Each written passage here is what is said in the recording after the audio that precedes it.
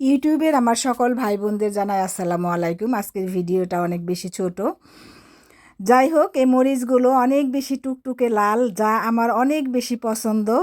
দেখতে এত সুন্দর কালার, আমি শুধু এই মরিচগুলো আনলে দেখি, আবার মার্কেটে যদি দেখি শুধু লাল আর লাল, এত সুন্দর লাগে। এই মরিচগুলো একসাথে অনেকগুলো মরিচ আনা হয়েছে, যার জন্য আমি এই মরিচগুলো অনেক সময় তরকারিতে দেই। যেমন অনেক সময় আছে না, আমাদের অনেক বেশি কালার তরকারি খেতে ইচ্ছে করে, কিন্তু আমরা তো ঝাল খাই না, তখন আমি এগুলো ব্যবহার করি। এগুলো আমি হ্যান্ড গ্রেটার দিয়ে গ্রেট করে তারপরে এগুলো আমি ফ্রোজেন করে রাখি, ছোট ছোট কিউব করে, যাতে তরকারিতে আমি খুব সহজেই দিয়ে দিতে পারি। আজকে এটি তার করার জন্যই করছি। আর একটা কথা আজকে শেয়ার করি। কথাটা হচ্ছে, আমাদের দেশে বাংলাদেশে যখন ছেলেমেয়েরা বড় হয় বা আমরা যখন বড় হয়েছি, তখন দেখেছি খাবার রেডি, বাবা মা ডাকে আসো খেতে আসো, কিংবা খাবার দাবারের জন্য করি। আমরা জানি যে বাবা মা কিংবা কাজের লোক এরাই খাবার দাবার সব কিছু মানে রেডি করবে, মায়েরা করবে এই করবে, এটাই আমরা সবসময় দেখে আসছি। বাবাকেও আমরা কখনো দেখিনি এসব ব্যাপারে কখনো মাকে শেয়ার করতে, বা মাকে আমরা এটা কখনোই আমরা দেখি না, বা এরকম না, এরকম পরিবেশও আমাদের বাংলাদেশে নেই। কিন্তু বিদেশে কিন্তু তা নয়। বিদেশে সবাই সবার হাতে হাতে কাজ করবে, এই করবে, স্বামী ও স্ত্রীকে সাহায্য করবে, আবার ছেলে মেয়েরাও করবে। এটা এখানকার এটাই। আর বাঙালি পরিবারগুলো যদি এখানে থাকেই করে, দেখা যায় তারা এরকম শেখায়। আর যদি নাও শেখায়, কিংবা পরিস্থিতি এমনভাবে হয়ে যায় যে বাচ্চাগুলো দেখা যায় বড় হয় যখন, তখন দেখা যায় আশেপাশে যখন শুনে করে এরকম মানে পরিবেশটাই এরকম হয়। আবার দেখা যায় কোনো স্কুলে বা কোনো একটা জায়গায় আমরা গেছি করছি, হয়তো বা সেখানে কোনো অনুষ্ঠানের মতো আছে আছে, সেখানে দেখা যায় যে আমরা চেয়ার টেবিল পেতে পাতা থাকবে, কিংবা আমরা সেখানে যাব, আবার কাজ শেষ হবেই হবে। কিন্তু এখানে কিন্তু তা নয়। হয়তো বা কোনো একটা, এখানে কোনো একটা মহিলাদের বা একসাথে বসে আমরা যাই, বিভিন্ন সময় আড্ডা উড্ডা দেই, যেমন একটা কোনো অফিসে, ফরাসি অফিসে আর কি গেলেই করলে, সেখানে যে আমাদের টেবিল পেতে বসবো, আমরা চেয়ার নিয়ে বসবো।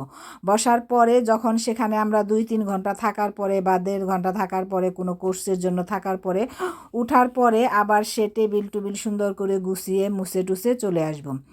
আবার যদি সেরকম যদি মুছে টুছে আমরা নাও আসি, কিংবা যেমন কোনো স্কুলে যদি আমরা যাই, যেমন আমরা যারা বড় আছি, তারা ফ্রান্সে আসার পরে তো আমাদের ক্লাস করা লাগে, সেখানে তো আর আমরা টেবিল টুবিল ধুই করতাম না। কিন্তু তারপরেও সেখানে একটা টিস্যু পর্যন্ত ফেলে আমরা রেখে আসতে পারবো না। নিজেদের সব কিছু নিয়ে পরিষ্কার করে, টিচারই প্রথম দিকে বলে দিবে যে কিছু এখানে ফেলে যাবা না, যাবা না, ময়লা টলা থাকলে যেটা আর কি মুছে ফেলা দরকার, সেটা মুছে ফেলে আসা লাগবে, পরিষ্কার করে আসা লাগবে।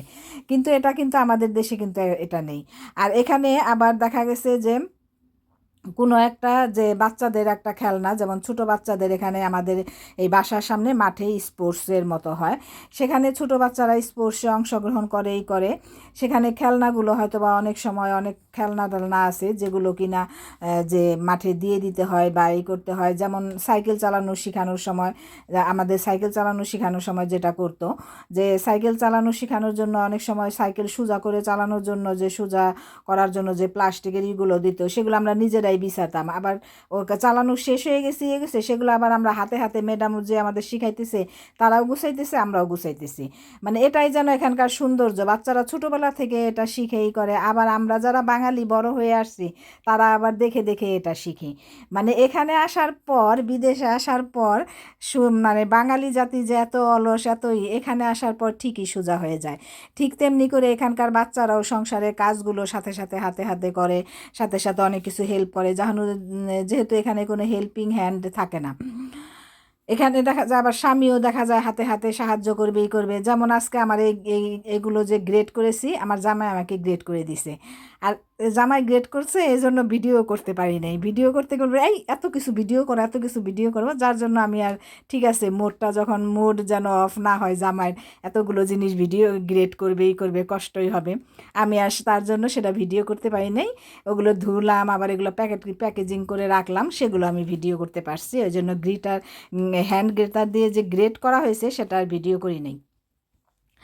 এরকম মানে আমরা জানি যে বিদেশের বাড়িতে এরকম আবার দেখা যায় যে এত যে বড় বড় রেল স্টেশন বা এত বড় বড় যে মেট্রো স্টেশন সেখানে কোনো নোংরা বা কোনো কিছু পড়ে নেই। কিসের জন্য? মানুষ সবাই সচেতন, কোনো কিছু কেউ কোথাও ফেলবে না, করবে না। মানে ময়লার যে ইগুলো আছে, ময়লার যে ঝুড়িগুলো আছে, ময়লা রাখার যে আছে, ঠিক ঠিক জায়গার মতো সেখানেই রেখে দেবে, কেউ ফেলবে না। বাঙালিরা যে পট করে একটা টিস্যু ফেলে দেবে, দেবে, বাঙালি জাতীয় এখানে আসলে একদম বেতের মতো সোজা হয়ে যায়। তারাও ঠিক সেভাবেই সেভাবেই সব কিছু করে।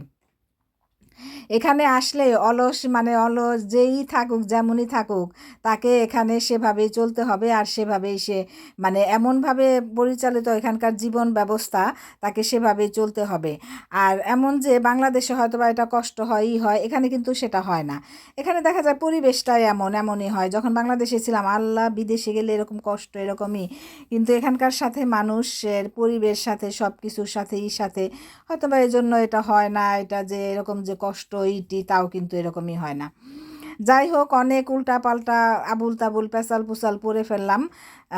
সেটা ভুলও হতে পারে, হতে পারে। আমার মনে হয়েছিল তাই করলাম, ভিডিওর সাথে কথা বলা দরকার, সেটা কথা আমার যা মনে হয়েছে আমি সেটা বলছি, কিংবা হয়তো আমার গুছিয়ে বলা হয় নাই। তার জন্য আমাকে ক্ষমা সুন্দর দৃষ্টিতে দেখবেন। আর আমার ভিডিও দেখে লাইক করবেন, কমেন্ট করবেন, কেমন হলো আজকের ভিডিওটি সেটাও জানাবেন। আর এই মরিচগুলো কিভাবে রান্না করি বিভিন্ন ভিডিওতে হয়তো বা আমার থাকবেই, করবে, তখন হয়তো বা আমি তখন আবার বলে দিব যে এগুলো হচ্ছে সেই মরিচ, কিংবা কিউবগুলো দেখলে আপনারা বুঝতে পারবেন, আমার রান্নাগুলোতে থাকবে।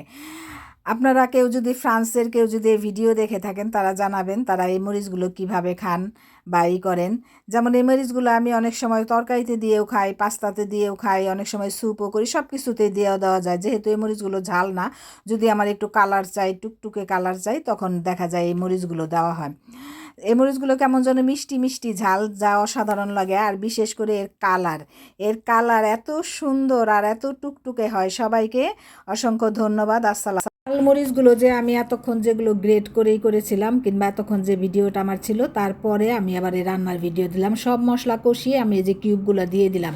আর আমি যে মাছটা রান্না করব সেটা হচ্ছে ফ্রান্সেরই তাজা মাছ আর কি। এটা বাংলাদেশি ফ্রোজেন যে বরফের মাছ, সে মাছ না, এটা হচ্ছে বাংলাদেশি মাছ দিয়েও রান্না করা যায়।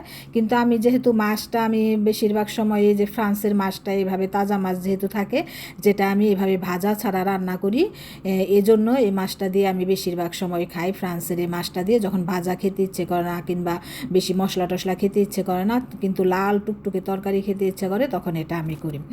এটা এটা আমাদের বাংলাদেশে তো অ্যাভেলেবল না, এটা হচ্ছে ফ্রান্সে এটা খুব বেশি পাওয়া যায়। আর অনেক বেশি মানে বড় হয় মরিচগুলো, আর দেখতেও খুব আকর্ষণীয় হয়।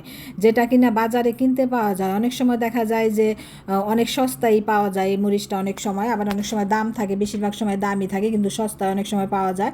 ঠিক আছে, বেশিরভাগ পেলাম, এত সুন্দর কালার মরিচ, এই মরিচ খুবই ভালো লাগে, তখন আমি আবার এনে এভাবে গ্রেট করে রেখে দিই।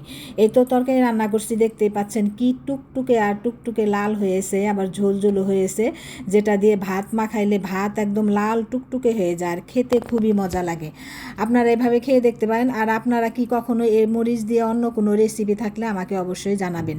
এটা আমি অনেক সময় পাস্তায়ও ব্যবহার করি, তারপরে স্যুপে ব্যবহার করি, বিভিন্নভাবে আমি এটা রান্না করি, অনেক বেশি ভালো লাগে। এভাবে করে আপনারা খেয়ে দেখতে পারেন।